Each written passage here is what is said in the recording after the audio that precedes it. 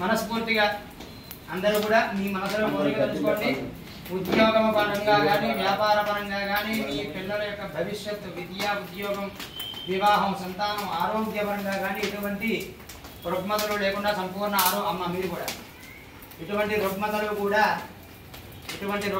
ఎటువంటి రోగాలు కూడా లేకుండా అమ్మవారి అనుగ్రహం సంపూర్ణంగా కలగాలని చెప్పేసి అలా ధ్యానం చేస్తూ ఉండండి.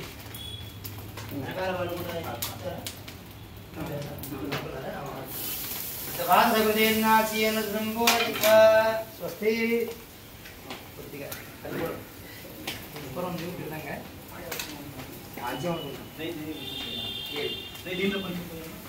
దాని మీద కాస్త అలా వేసేది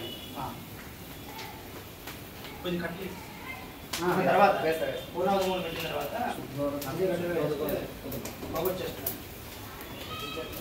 స్టార్ట్.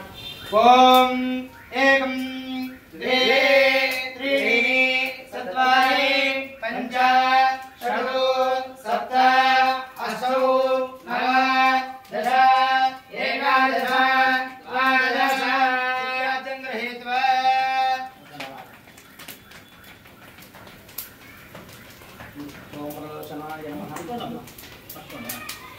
ఓం. అప్పుడే కాదు, నెయ్యి వేసిన తర్వాత అయ్యగారు చెప్తారు, అప్పుడు వేయండి. పూర్ణాహుతి మూట జాగ్రత్తగా మీ దంపతులు తీసి మధ్యలో పెట్టేసేయాలి. ఓం సప్తతే అగ్నే సమిద సప్తదివ్వ సప్తదశ సప్తహోత్ర సప్తహోత్రాణి సప్తజోని రావణస్వ కృతేన స్వాహా.